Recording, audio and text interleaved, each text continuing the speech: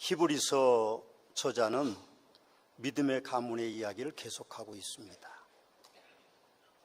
히브리서 11장 17절 이하의 말씀에 보면 아브라함은 시험을 받을 때에 믿음으로 이삭을 드렸으니 그는 약속들을 받은 자로 돼 그 외아들을 드렸느니라.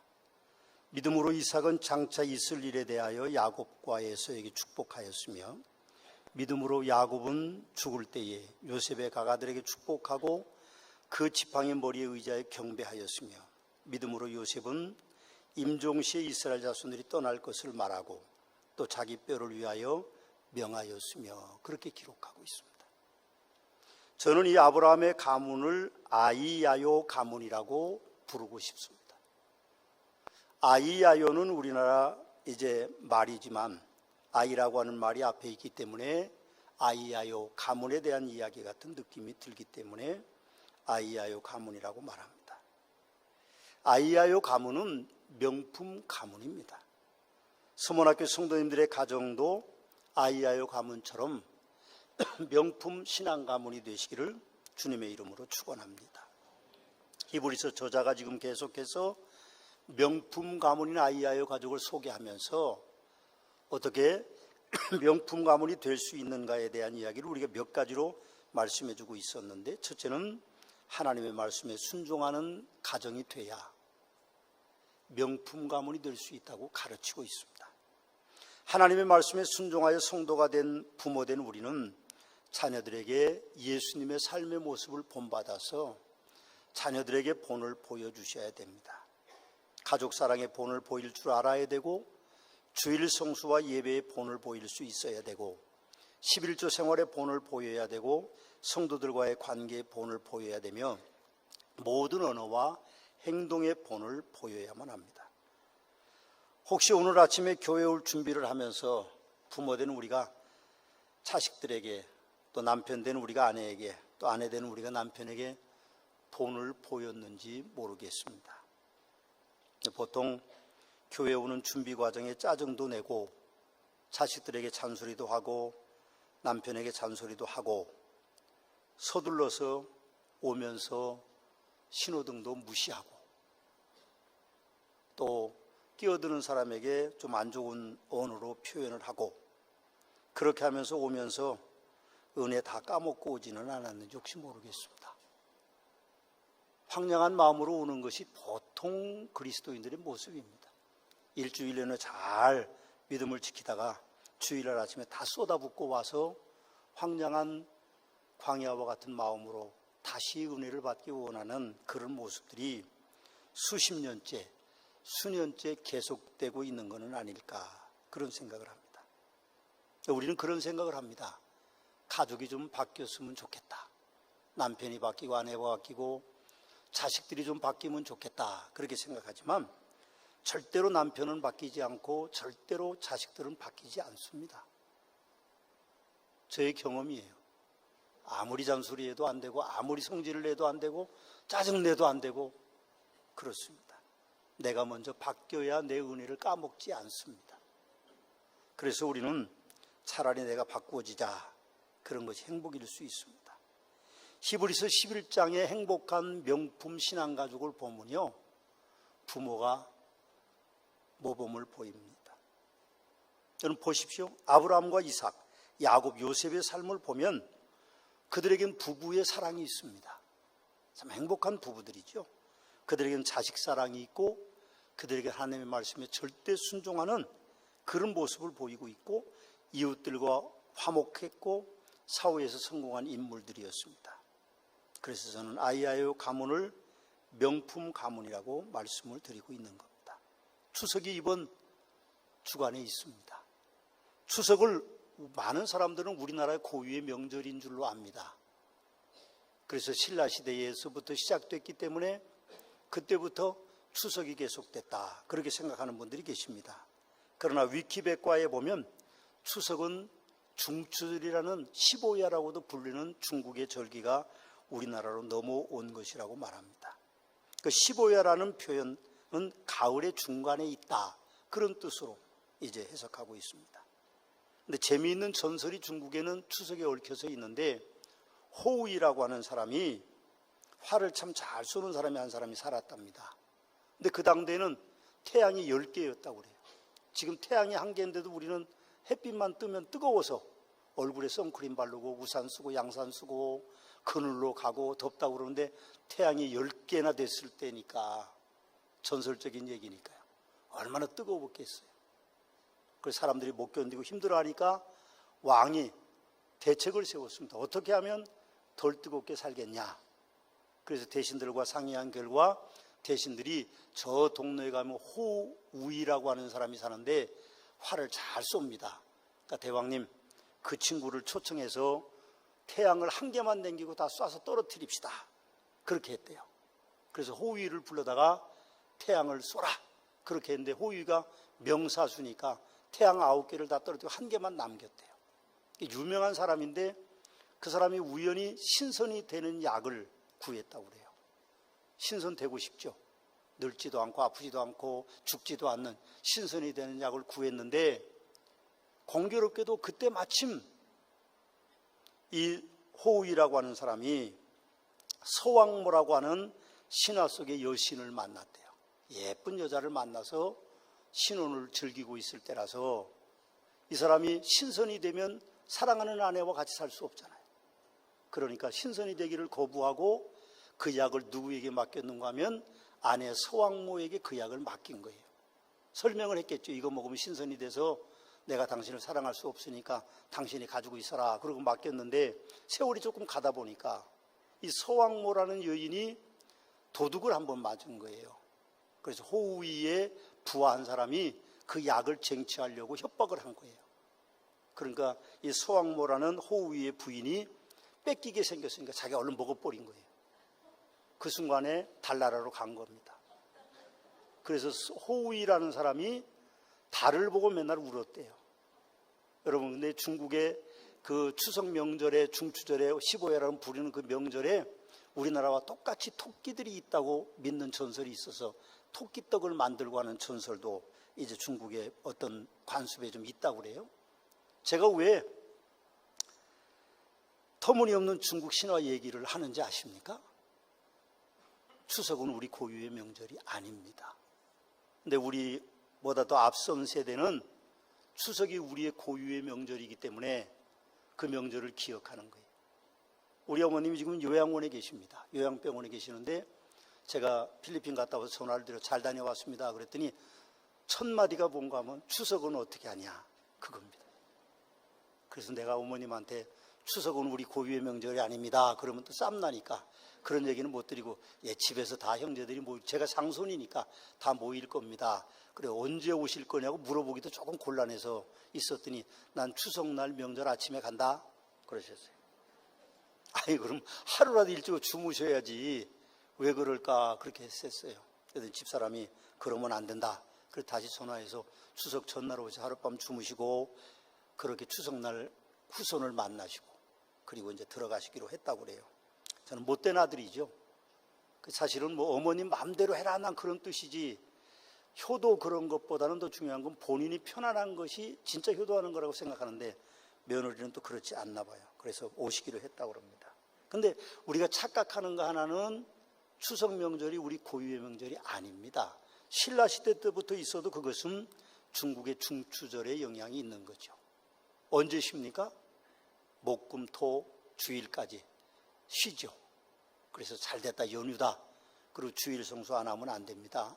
주일날은 예배를 드려야 되죠. 우리가 명절보다 더 중요한 것이 우리가 주일이고, 명절보다 더 중요한 것이 우리가 섬기는 신앙입니다. 그럼 우리는 이 추석 명절에 우상 숭배를 하지 말아야 됩니다. 우상 숭배하는 제사는요, 고린도전서 10장 20절에 보면 무릇 이방인이 제사하는 것은 귀신에게 하는 것이요 하나님께 하는 것이 아니니 하고 분명히 못 받고 있기 때문에 우리가 제사를 드리지 말아야 됩니다. 그런데도 아직도 제사를 부모 공경의 한 방법이라고, 우리의 풍습이라고 생각하는 분들이 계세요. 원래 이 제사 제도의 원조는 공자라고 하는 유교의 창시자인 공자가 자기 부모들이 세상 떠난 날 차 한 잔을 놓은 것이 유래가 돼서 점점 더 우리나라 양반 문화에 들어와서 굉장히 많은 음식을 차리고 그런 걸로 발전됐다고 합니다. 여러분, 우리는 성도라면 추석의 분위기에 휘말려서 제사를 지내거나 또 음주 가무를 하지 말아야 됩니다. 그런 것 때문에 일어나는 사회적인 병폐 현상들이 얼마나 많습니까? 성도는 추석에 가족을 만나면 반드시 성도로서의 모범을 보여야 됩니다. 믿는 티를 너무 많이 내지 마세요. 괜히 교회 자랑하고 어떻고 저떻고 또 믿음 자랑하고 그런 얘기 하지 마십시오. 오히려 조용히 변화된 모습을 보여주는 것이 좋습니다. 그래서 모든 것을 솔선수범하셔야 돼요.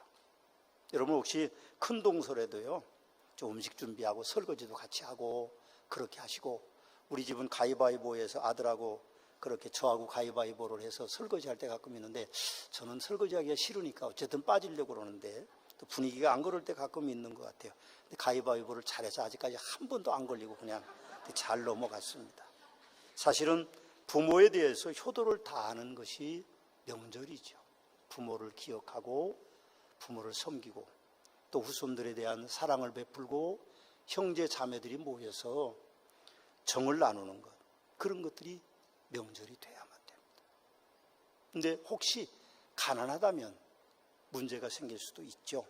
형제들과 비교해 보면 사실 가난하기도 하고 사회적인 신분이 얕을 수도 있고 또 후손들이 잘 못 됐을 수도 있습니다. 그러나 어떤 환경과 어떤 처지에 있더라도 그리스도인들은 자존감을 잃어서는 안 됩니다. 우리가 사는 세상은 이 세상이 영원하지 않아요.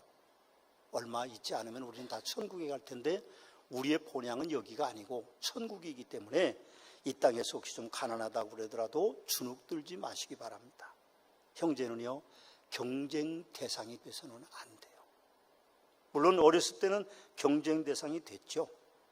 저희 집도 5남매니까 맛있는 거 있으면 서로 먹으려고 싸우고, 좀 둔한 녀석은 못 먹고 지나가고 그렇죠.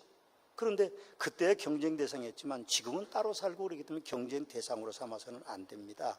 형제자매는 매우 귀중한 존재이기 때문에 우리가 이런 명절을 통해서 형제자매들이 만나면 서로 좀 잘해주고 좀 어떤 덕담 같은 걸 나누고 도와줄 일이 있으면 좀 도와주고 또 솔선수범해서 하면 형제가 얼마나 아름답습니까? 제가 들어보니까 올해 45% 정도의 사람들이 홀로 추석을 지낸다고 그래요. 왜 그분들에게 형제가 없고 왜 자매가 없겠어요? 그런데 형제 간의 사이가 안 좋아서 남보다 못하니까 그런 문제들이 생기는 것 같아요. 우리는 하나님의 말씀을 믿는 사람들이고 하나님의 말씀을 실천하는 사람들이니까 조금 더 모범적인 모습과 좀 배려하는 모습, 섬김의 모습을 가지고 명절을 맞아야 될 거라고 생각합니다. 그러면 여러분들로 인해서 여러분의 가정이 명품 신앙가정이 되는 축복이 임하게 될 줄로 믿습니다. 또 우리가 명품 믿음의 가문이 되기 위해서는 부모가 믿음의 본을 먼저 보여야 됩니다. 아브라함과 이삭과 야곱과 요셉으로 이어지는 가문은 명품 신앙 가문입니다. 그런데 그분들이 이 가풍을 이어가는 원동력이 누구에게 있습니까? 아버지에게 있어요. 가장에게 있습니다. 가장이 바로 서야만 그 가문이 아름다울 수 있습니다. 훌륭한 사람에게는 언제나 위대한 부모가 있습니다. 제가 40년 넘게 목회를 했는데 40년 넘게 목회하면서 얼마나 많은 분들을 만났겠어요. 제가 섬기는 분들이 그렇게 많았겠죠. 그런데 제가 보면 부모의 신앙 형태가 후손들에게 그대로 물려가는 것을 봅니다. 그래서 우리는 부모로서 신앙을 바르게 잘 모범을 보였으면 후손들은 분명히 그 부모를 닮아서 명품 가문을 만들어 갈 텐데 우리가 자식들을 보면서 쟤들이 왜 저럴까 그런 걱정을 할 때가 많은데 사실은 부모되는 우리들의 책임이고 우리가 뿌린 씨앗 때문에 쟤들이 왜 저렇게 자라가는 겁니다. 그럼 조심해야죠. 혹시 지난 날 동안 부모로서 자녀에게 모범을 보이지 못했다면 자식에게 회개하지는 마십시오. 자존심이 있는데 어떻게 자식에게 회개해요? 하나님 앞에 회개하고 지금부터라도 자식들 보기에 바르게 살아야 돼요. 그래야만 자식들이 부모를 보고 본받고 자식들의 믿음을 보고 자식들이 부모의 믿음을 보고 하나님께로 나오는 아름다운 축복이 있게 될 것입니다. 일어나고 자녀들은 반드시 부모를 닮게 되어 있습니다.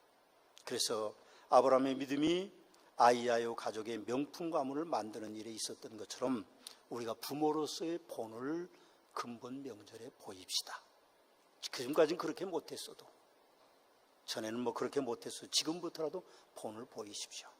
또 여러분의 가정이 명품 믿음의 가문이 되기 원하시면 자녀를 사랑해야 됩니다. 자녀 사랑의 가장 큰 방법은 자녀에게 희망을 거는 것이죠. 자식들이 부모 닮지 않은 자식들도 있어요. 부모들이 머리가 좋은데 자식들은 머리가 안 좋을 수도 있고, 부모들이 또 뭐 굉장히 능력이 있는데 자식들이 그럴 수 없을 수도 있어요. 부모들은 건강한데 자식들이 건강하지 못할 수도 있습니다. 그러나 우리는 자식들에게 희망을 걸어야 됩니다.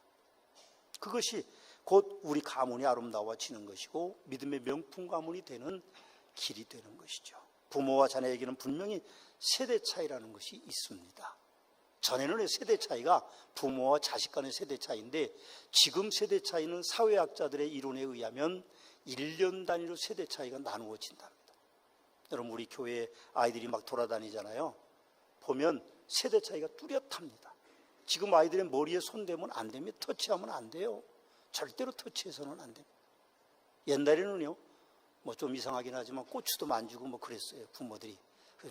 다 어른들이. 그래도 아무 문제가 없는데 지금은 그랬다가는 큰일 납니다. 손대지 말아야 됩니다. 근데 이게 한 세대가 바뀐 것이 아니라 세대 차이가 그렇게 많이 나는 거예요. 제가 왜 그런 말씀을 들으면 자식과 부모 사이에도 세대 차이가 있어요. 근데 부모들은 세대 차이를 인정 안 하고 그렇게 자식들을 사랑하는 표현을 하지만 자식들 나름대로의 의견이 있기 때문에 그 아이들을 잘 다루어야 돼요. 어제 제가 설교 준비하다가 집사람이 TV를 보는데 12시쯤 돼서 나와보니까 동침이라는 프로를 하더라고요. 거기 이마룡 씨도 나오고 또 뭐 김미화 씨도 나오고 거기 또 뭐 한의사도 나오고 김양재인가 한의사도 나오고 뭐 모델도 나오고 여러 사람들이 나와서 하는데 보니까 부모는 죽어라고 했는데 자식들이 커서 부모하고 얘기해 보면 부모들이 자기를 안 돌봤다고 얘기한다고, 억울하다고 그런 얘기를 하더라고요. 세대 차이는 분명히 있습니다. 자식에게 뭘 어떻게 해줄 수 있는 것도 한계가 있고 자식이 받아들이는 관념도 좀 다르기 때문에 어려움이 있지만, 그러나 우리는 자식들을 무조건 사랑합니다. 그 아이가 능력이 있든 그 아이가 능력이 없든 상관이 없이 부모는 어쩔 수 없이 자식을 향하여서 사랑을 베풀 수밖에 없는 존재죠. 그것이 혈통을 이어가는 길이고 인류 역사를 이어온 길이기 때문에 그렇습니다. 지금 대한민국은 출산 위기를 맞고 있습니다. 엄청난 예산을 쏟아부어도 한국 사람은 자식을 낳지 않습니다. 지금 출산율이 0%라고 하는 표현을 씁니다. 둘이 결혼해서 한 명 남으면요, 인구가 주는 겁니다. 근데 모슬렘 교도들은 부인을 5명까지 둘 수 있습니다. 제가 필리핀 가서 마닐라 신학교 16주년 개교기념 예배에 참석하고 설교하고 그러면서 올 때 필리핀 사람 한 분이 저를 이제 돈을 주고 제가 그 차를 빌리고 그분을 가이드로 했어요. 한 20만 원 정도 들여서 다녀왔는데 그분 얘기가 자기는 모슬렘 교도였대요. 근데 모슬렘 교회가 그들이 좋지 않기 때문에 자기는 지금은 기독교인이 됐다고 짧은 영어로 주고받으니까 얼마나 자세한 얘기를 하겠어요. 근데 자식이 몇 명이라 그러니까 7명이래요. 굉장히 많죠. 보통 그 나라 사람은 뭐 10명 정도는 되니까요. 나올 수 있는 데까지 나니까 그건 뭐 그렇게 큰 건 아닌데, 제가 우려하는 거는요, 모슬렘 교도들은 부인이 공식적으로 5명이고 그리고 더 얻기를 원하면 이혼서류 써주고 집에 있어도 됩니다. 그리고 5명은 호적상 올리는 거예요. 10명인 사람도 있대요. 그러니까 낳는 건 엄청나게 많은 수를 낳는 거예요. 여러분, 중동이 지금 어려움이 있어요. 부족끼리 서로 죽이고 그런 일이 있기 때문에 많은 사람들이 보트피플로 유럽으로 건너갑니다. 뭐 많은 사람이 바다에 빠져 죽기도 하고 또 난민 한 문제 때문에 어려움을 겪고 있는데 320만 명이 넘는 사람들이 유럽으로 건너갔어요. 근데 그 사람들이 다 모슬렘 교도들입니다. 유럽이 지금 걱정하는 것은 앞으로 50년 안에 30년 안에 유럽이 모슬렘화 될 것이다 하고 걱정을 해요. 그러면 그 아이들이 와보면 뭐 10명씩, 어떤 남자는 뭐 50명씩 애를 거느리니까 금방 이게 문제가 생겨요. 우리나라에도 30만 명이 넘는 동남아시아 사람들이 들어와 삽니다. 그중에 80% 이상은 모슬렘교도들입니다. 문제가 많죠. 우리가 빨리 결혼해야 돼요. 그리고 우리도 자식을 낳아야 돼요. 단산한 사람은 올 수 없지만 우리 젊은이들이요, 최하 3명부터 7명까지 납시다. 그래야 우리나라가 모슬렘화가 안 되지, 한 세대가 가기 전에 모슬렘화가 될 수도 있어요. 좀 많이 나세요. 능력이 있으면 지금이라도 나세요. 그래야 여러분의 미래가 있고 우리나라의 미래가 있고 기독교의 미래가 있습니다. 우리가 이루는 가문이요, 굉장히 큰 영향력이 있습니다. 쉽게 생각하지 마세요. 동치미에 나온 어떤 분은요, 방목한다고 뭐 사랑 안 준다고 그러지만 왜 부모가 그런 사람이 어디 있겠어요? 자식을 사랑해야죠. 자식에게 모든 것을 다 투자하는 거죠. 또 명품 가문이 되기 원하면 우리는 부모에게 순종해야 됩니다. 하나님은 공짜가 없습니다. 제가 계속 말씀드립니다만 하나님은 심는 그대로를 거두게 하시는 분이세요. 하나님께 순종하면 여러분들이 반드시 부모님께 순종할 수 있고, 그리고 자녀에게서 당연히 효도를 받을 수 있습니다. 아이야의 명품 가문을 보시지 않습니까? 그 축복의 두 줄기가 하나님 공경과 부모의 공경입니다. 아브라함은 아버지 데라를 공경했고, 그리고 이삭은 아브라함을 공경했고, 그리고 야곱은 이삭을 공경했고, 그리고 요셉은 아버지 야곱을 공경했던 것을 우리는 봅니다. 잠언 23장 5절 말씀에 보면 내 부모를 즐겁게 하며 너 낳은 어미를 기쁘게 하라고 말씀하셨고, 에베소서 6장 1절에 3절 말씀에 보면 자녀들아 주 안에서 너희 부모에게 순종하라. 이것이 옳으니라. 내 아버지와 어머니를 공경하라. 이것이 약속 있는 첫 계명이니 이로써 내가 잘되고 땅에서 장수하리라. 그렇게 말씀합니다. 부모를 공경하는 것이 땅에서 잘되는 것이고, 부모를 공경하는 것이 이 땅에서 장수하는 비결이라고 분명히 성경은 우리에게 말씀하고 있기 때문에 우리가 우리 부모들에게 순종하고 부모를 공경하고 잘 섬겨야 됩니다. 우리 서문학교의 성도의 가정들이 다 명품 신앙 가정이 되시기를 우리 주 예수 그리스도의 이름으로 축복합니다. 축원합니다. 아멘입니다. 이제 저는 추석과 가문 이야기 그만하려고 합니다. 본문으로 가서 다시 한번 읽어보시겠습니다. 21절입니다. 히브리서 11장 21절 다 같이 한번 읽어보실까요? 믿음으로 야곱은 죽을 때에 요셉의 각 아들에게 축복하고 그 지팡이의 머리에 의지하여 경배하였으며, 우리는 야곱을 생각할 때에 풍운하로 산 그의 삶이 해피엔딩으로 끝나는 성공적인 인생에 대한 이야기를 수없이 많이 읽고 들어왔습니다. 야곱은 이삭이라는 아버지 밑에서 쌍둥이 둘째 아들로 태어난 사람입니다. 아브라함의 손자죠. 근데 이 사람이 태에 있을 때부터 형과 다툼이 있었어요. 그래서 리브가라고 하는 어머니가 손자를 찾아가서 내 뱃속의 아이들이 막 싸운다 그렇게 얘기한 거예요. 근데 그 손자가 기도하더니 그렇게 얘기하는 거예요. 당신 뱃속에는 쌍태가 있는데, 두 아이들이 있는데 싸울 거다. 근데 형이 동생을 섬기고 동생이 형보다 더 위에 있을 거다. 그렇게 얘기를 해주는 거예요. 그리고 이 아이를 낳는데요, 보통 쌍둥이를 낳으면 지금이야 뭐 초음파 보고 뭐 그래서 쌍둥이가 있다 없다 그런 걸 다 판명하지만 그 시대에는 그런 게 없기 때문에, 의사도 제대로 없었기 때문에 애를 낳으면 쌍둥이 같은 사람은 이제 끝난 거죠. 한 명 낳으면 끝났다 하고 있으면 한 30분쯤 후에 배가 아프다고 그래요. 또다시 진통이 오고, 그래서 또 한 녀석이 나오고, 많게는 뭐 9명까지 나온 사람도 있으니까 얼마나 힘들었겠어요. 그렇게 낳는데 둘째 아들이 나오는데요, 좀 있다 나온 게 아니고 동시에 나오는 거예요. 다리 끝을 딱 발꿈치를 붙잡고 둘째 녀석이 딱 형 따라서 나오는데 동시에 나왔다 그거죠. 그렇게 한 거예요. 태 속에서 싸우더니 나올 때도 동시에 나오는 거예요. 그 얘가 태어나서 나오더니 형을 계속 괴롭히는 거예요.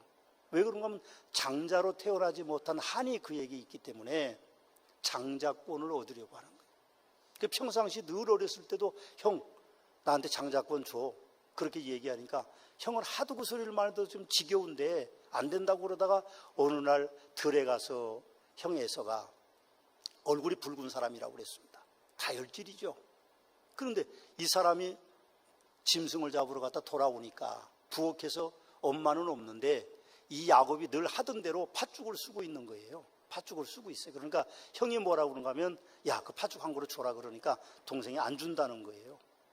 야, 나 배고파서 지금 죽을 지경이다. 좀 줘라. 그렇게 얘기하고 잡아온 짐승하고 바꾸자고도 안 주고 막 그러는데 결국 배가 고파서 죽을 지경이 됐는데 동생이 뭐라고 그런가 하면 형 그럼 장자권 나한테 줘. 그러는 거예요. 그러니까 형이 쉽게 생각했죠. 이게 늘 하던 소리고 늘 듣던 소리니까 그래 그 장자권 중에 팥죽 한 그릇 줘라. 팥죽 한 그릇 하고 바꾼 거예요. 형은 아무 생각이 없었죠. 당장 배고프니까 말로 주고받고 뭐 서류 쓰고 직인 찍고 지장 찍고 그러는 거 아니니까 그냥 그렇게 넘어간 거예요. 근데 결국 그것이 화근이 돼서 아버지에게 축복받을 때 동생이 어머니하고 짜고 속여서 형의 축복을 다 받고 형은 동생의 축복을 받은 거예요. 형이 생각하니까 괘씸하니까 동생을 죽이려고 했어요. 그러니까 어머니 리브가가 동생을 자기 친정으로 보내는 겁니다. 외갓집으로 보내면서 기름 한 병 딱 주고 보내는 거예요. 근데 이 어린 소년이 낯설고 물서른 곳 430km 떨어져 있는 갈대우르까지 가니까 얼마나 두려웠겠어요. 가다가 베델이라는 곳에 지쳐가지고 돌베개하고 잠을 자는 거예요. 돌베개 잠을 자요. 근데 꿈속에 놀라운 것을 이 사람이 꿈을 꿉니다.